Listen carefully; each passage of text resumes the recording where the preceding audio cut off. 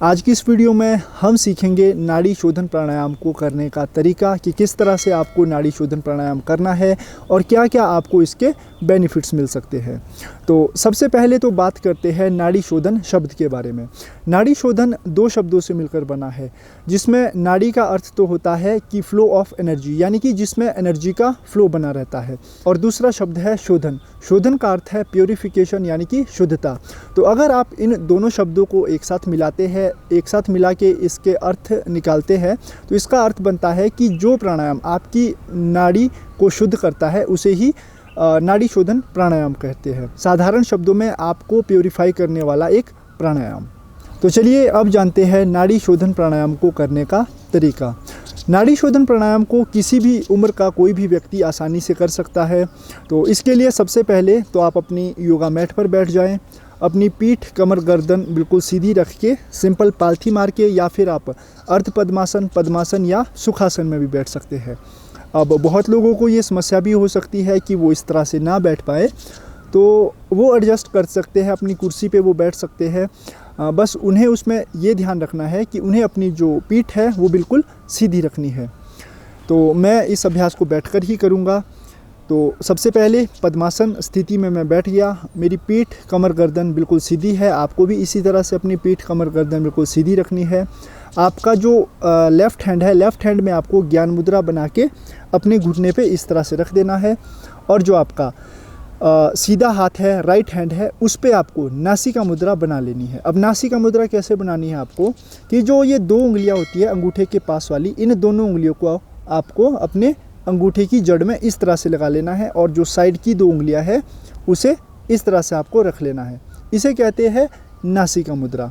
नासिका मुद्रा बनाने के बाद आपको एक चीज़ और ध्यान रखनी है कि आपको लेफ़्ट नॉस्ट्रल से, यानी कि आपकी जो बाईं नॉस्ट्रल है उससे आपको सांस लेनी है, और सांस लेते समय आपको आपकी जो दृष्टि है, आपकी जो आईसाइट है, उसे आपको अपनी नोज़ की टिप पर आगे बना के रखना है। तो अब ध्यान देंगे कैसे आप करेंगे, ध्यान से देखेंगे और उसके बाद ही आप इसका अभ्यास करेंगे। इस तरह से आप नासिका मुद्रा बना लेंगे। नासिका मुद्रा बनाने के बाद आपका जो राइट नॉस्ट्रल है, राइट नॉस्ट्रल को आप ब्लॉक कर देंगे और लेफ़्ट नॉस्ट्रल से आप सांस लेंगे। अपनी आंखें आपको अपनी नोज़ की टिप पर रखनी है। आगे सांस लेंगे लेफ़्ट नॉस्ट्रल से। सांस लेने के बाद जितना समय आपको सांस लेने में लगा उतना ही समय आपको नॉस्ट्रल को ब्लॉक कर देना है। उसके बाद आप अपने दोनों नॉस्ट्रल को ब्लॉक कर देंगे। दोनों नॉस्ट्रल को उंगली और अंगूठे से ब्लॉक करेंगे, और उसके बाद राइट नॉस्ट्रल से सांस को छोड़ देंगे।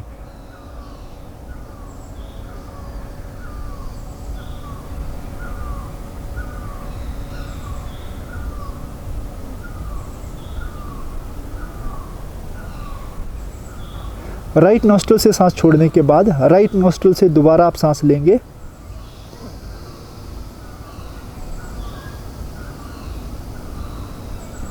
सांस लेने के बाद जितना समय आपने सांस लेने में लगाया उतना ही समय सांस को रोक के रखेंगे।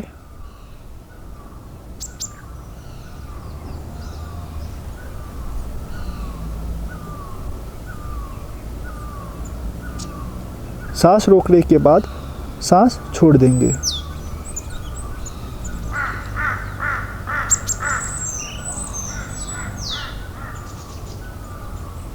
पूरा सांस छोड़ देने के बाद एक बार और आप लेफ़्ट नॉस्ट्रल से सांस लेंगे।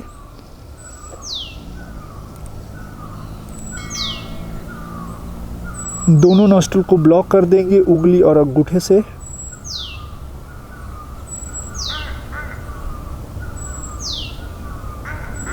होल्ड योर ब्रीथ, और उसके बाद राइट से छोड़ देंगे।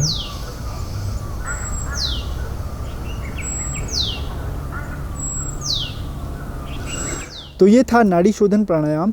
इसमें आपको एक चीज़ और ध्यान में रखनी है कि जब भी आप सांस लें और सांस छोड़ें, तो उस समय आपकी सांस लेने की और छोड़ने की आवाज़ बिल्कुल भी नहीं आनी चाहिए। बिल्कुल आराम से सांस लेना है, आराम से आपको सांस छोड़ना है। अब बात करें अगर इसके रेशो की कि कितने समय आपको सांस लेना है, कितने समय आपको रोकना है, कितने समय आपको छोड़ना है। तो इसमें आप अपनी कैपेसिटी के अनुसार ही काम करेंगे। उदाहरण के लिए अगर आप 5 सेकंड सांस लेने में लगाते हैं तो आपको उसका डबल टाइम या 5 सेकंड ही आप शुरुआत में उसको रोक के रखें और उसका डबल टाइम सांस छोड़ने में लगाए। ये तो हो गया 1-1-2 वाला रेशो। इसके बाद अगर आप में थोड़ी इम्प्रूवमेंट हो चुकी है, कुछ समय बाद इसको और इंक्रीज़ कर सकते हैं। आप 10 सेकंड अगर सांस लेने में लगा रहे हैं तो 10 सेकंड आप होल्ड भी करें और उसके बाद 20 सेकंड आप सांस छोड़ने में लगाएं। तो इस तरह भी आप इसका अभ्यास कर सकते हैं। बाकी ये डिपेंड करता है आपके अभ्यास के ऊपर कि जितना आप अभ्यास करेंगे उतनी ही आपकी लंग्स जो कैपेसिटी है वो इंक्रीज़ होगी और आपकी जो ब्रीदिंग पैटर्न है वो भी इम्प्रूव होगा। तो इस तरह से आप नाड़ी शोधन प्राणायाम का अभ्यास कर सकते हैं। अगर आपने अभी योग शुरू किया है तो शुरू में तो आप इसका अभ्यास 5 मिनट कर सकते हैं, लेकिन धीरे धीरे जैसे जैसे आपका अभ्यास पक्का होता जाएगा, जैसे जैसे आप अभ्यास में बेहतर होते जाएंगे, वैसे वैसे आप इस प्राणायाम को करने का जो टाइम है उसको आप बढ़ा सकते हैं। शुरू में आप 5 मिनट का समय लीजिए और लास्ट तक आप 30 मिनट, हाईएस्ट जो है 30 मिनट तक आप इसका अभ्यास कर सकते हैं। तो चलिए अब बात करते हैं इसके बेनिफिट्स के बारे में। तो सबसे पहला बेनिफिट्स तो ये है कि ये आपके शरीर के अंदर ऑक्सीजन की मात्रा को बढ़ा देता है, जिससे होता क्या है कि आपके शरीर के जितने भी वाइटल्स ऑर्गन्स है, जैसे लीवर है, किडनी है, इस तरह के जितने भी ऑर्गन्स हैं, इन सभी ऑर्गन्स को भरपूर मात्रा में ऑक्सीजन मिलती है, जिस कारण इनकी जो काम करने की कैपेसिटी है वो भी इम्प्रूव हो जाती है और इससे आपके अंदर का जो बुढ़ापा है या जो आपके अंदर का आलस है या जो भी आपके अंदर की नेगेटिविटी है उसको भी दूर करने में ये हेल्प करता है। दूसरा फ़ायदा है कि ये आपकी ब्लड की प्यूरिफिकेशन करता है, यानी कि आपके ब्लड को ये शुद्ध करता है।